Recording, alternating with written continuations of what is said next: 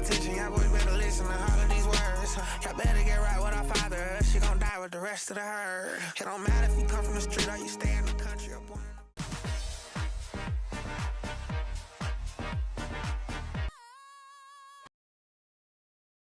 I'm not saying she deserved it, but I'm saying God's timing is always right. And goodness knows the wicked's lives are lonely.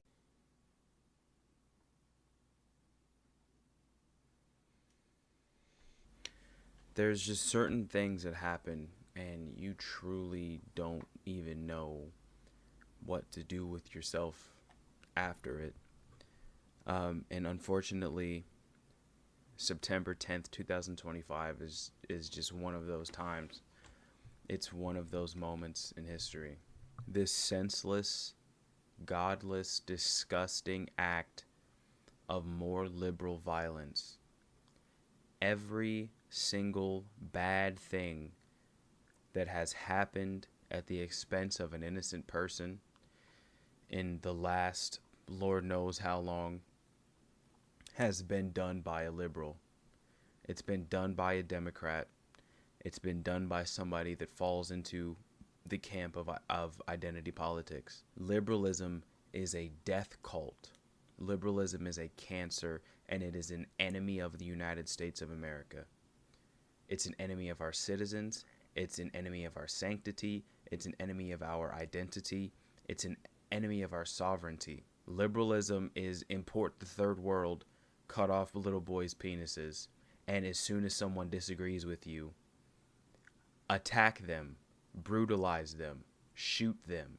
People are celebrating one of the most gruesome deaths of a political or public figure that we've seen in God knows how long.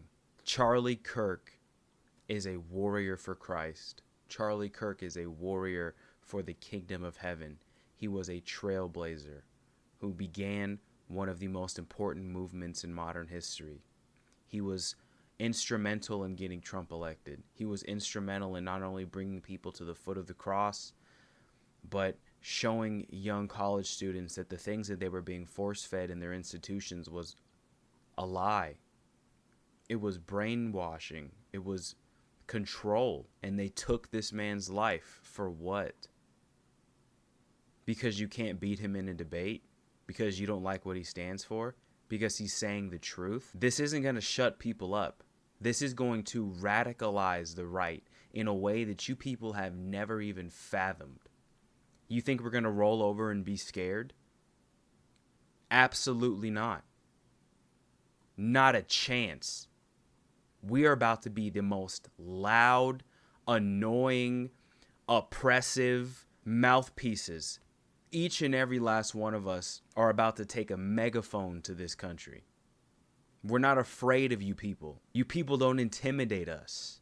We're done. We're done with your evil. We're done with your erratic, reactionary acts of violence.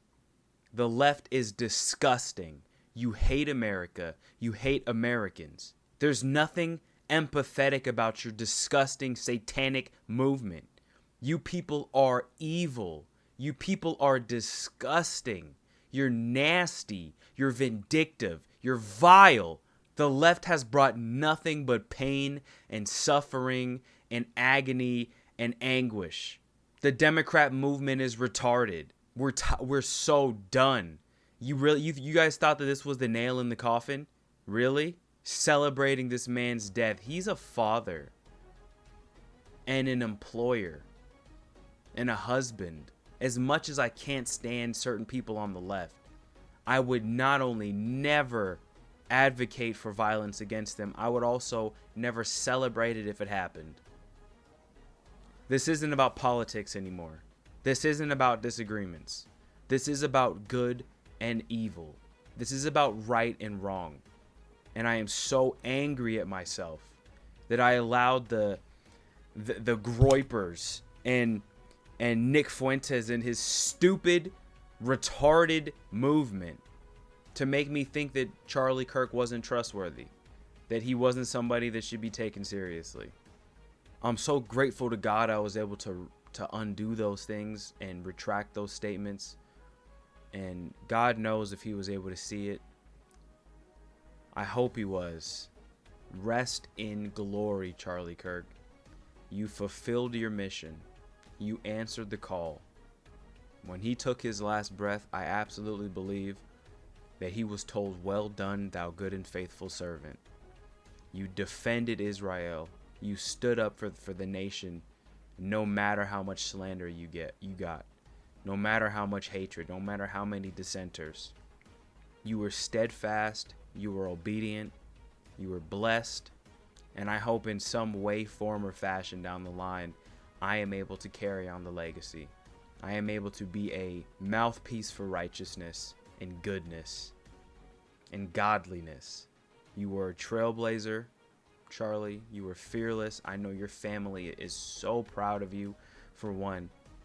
But I know that above anything and all else, I know that the Father is pleased. The Son of God and the Son of Man, I know he is pleased with you. You did it, Charlie. Well done. I've had a lot of criticism for people on the right, but that has to go on a hiatus right now, because we battle not against flesh and blood, but against principalities and spiritual wickedness in high places. Allow this to spiritually radicalize you. Don't allow this to radicalize your flesh, because vengeance is mine, saith the Lord, and these people will answer for all of their crimes. The media, the Democrats, all of the elected officials that are ancillary in the destruction of this country and in pushing violent rhetoric for decriminalizing extremism, no one will go unpunished. Not a single soul will go unpunished. I hope this brings so many people to the cross. I hope this horrific event spawns so many new believers. And this is going to be a movement that's going to result in the Democrats never having power ever again. Ever. And Charlie Kirk just said recently that one of his most important missions is getting J.D. Vance elected. I don't know a lot about J.D. Vance. I know there's a lot of people that don't like him. I know there's a lot of people that adore him. But I am going to find out as much about this man as I can and be the biggest advocate I can for his run at the presidency. We are living in dark, dark times. We are living in a fallen, broken world that needs God more than it ever has. We are living in the days of Noah on crack and steroids because we have technology. Charlie Kirk did not deserve this. His family did not deserve this. His wife and children did not deserve this. Thank you for everything that you did in your short life, Charlie Kirk. You are inspiring. You are a blessing to millions and millions of people. You were truly a blessing. The shooter is getting the death penalty. An executive order by President Trump was immediately signed as soon as he found out the news. So thankfully, at least that's going to happen. This is a horrible, dark day in American history. Charlie, your legacy will never be forgotten. You are a modern American hero. Your work does not end here. It's only getting started. I am going to dedicate my content to bringing as many people to the foot of the cross as possible, whether that be through humor, whether that be through logic and reasoning, whether that be through casual conversation.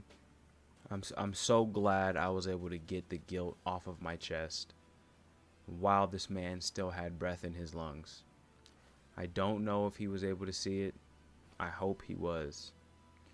But I gotta stop beating myself up over it. I gotta stop getting mad at myself.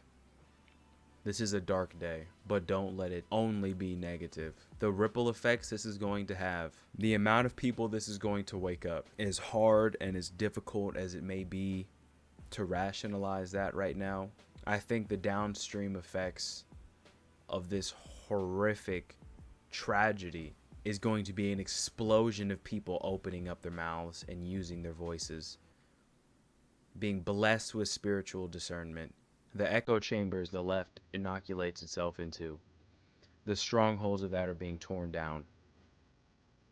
These people are finished. Nobody will get away with anything on judgment. Not a single soul, not a single person breathing, righteous and unrighteous alike. We will give an account for everything we've ever thought, said, and done. If you don't think God is real in the way that the world is right now, you better give him a chance. Because if you don't, if you were to die right now and you wake up on the bad side of the afterlife, you are not ready for what's waiting for you there. I promise you, you're not. Develop a relationship with Jesus now. Come to the foot of the cross now.